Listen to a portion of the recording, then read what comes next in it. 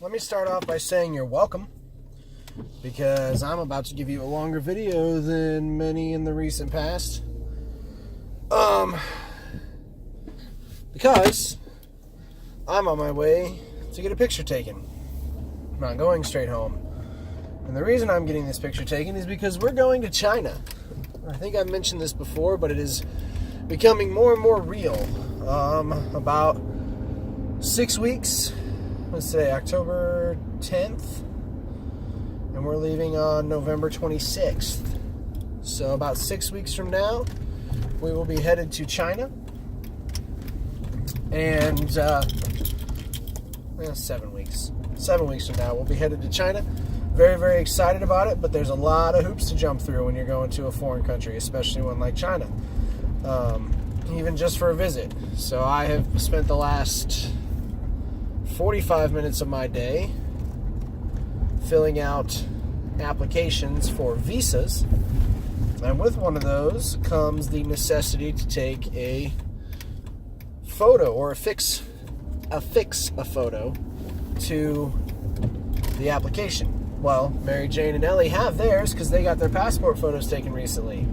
But somehow my extra passport photo was misplaced.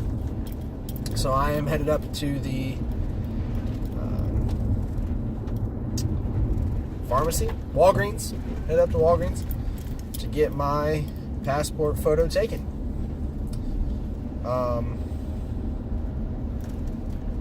It's rather inconvenient, but it has to be done.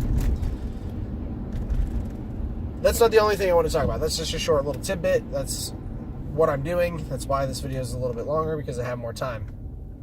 But the main thing I want to talk about is endorsements. Middle school endorsements, to be specific. As I've mentioned many times before, I am a teacher. I am now in a middle school setting. But being that I teach 5th grade, it is not a fully middle school setting. It is kind of elementary with a little bit of middle school thrown in. The kids switch for 2 class periods, science and social studies. But I don't teach any one subject exclusively. The rules for teaching exclusive subjects are different than for teaching elementary subjects. So let me put this into perspective for you. I have an elementary teaching certificate, a license to teach elementary school. From kindergarten through 9th grade, I can teach all subjects from kindergarten through 9th grade. However, if I want to teach an exclusive subject, I need to have a specific endorsement for that. And I have it for math and language arts. So I could be a mathematics teacher solely, teach only mathematics to all students at the junior high and high school, 9th grade, early high school level. I could do the same for language arts. But if I wanted to to teach science exclusively, I'd have to go back to school and get an endorsement in that field. Same for social studies. So as long as I'm teaching all content areas, or the majority of content areas, I don't have to do that. That's where it doesn't make any sense. I am allowed to teach every single subject throughout the day, and no questions asked. I can teach my kids science, I can teach them social studies, I can teach them math, language, all the things, reading, spelling, writing. I can do all of that. But if I want to narrow it down and just have my job description be to teach one of those subjects, I have to be specially qualified for it. I can understand if it was the other way around. If I had a certificate in one subject area, like math only, and then wanted to go and teach all the content areas, I can see needing special qualification for that. But if I'm already qualified to teach every subject matter, kindergarten through 9th grade, 10 years of schooling, I could teach these kids anything I wanted to. Already qualified to do it. Already have the license that says I can.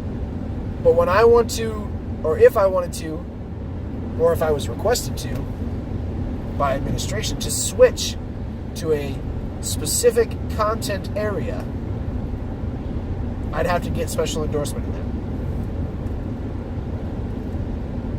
It just seems backwards to me.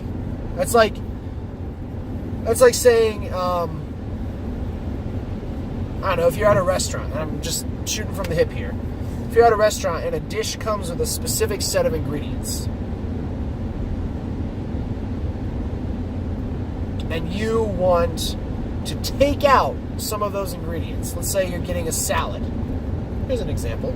You have a salad. It's got lettuce, it's got carrots, it's got tomatoes, it's got cheese, it's got onions, it's got, you name it, cucumbers, all the things.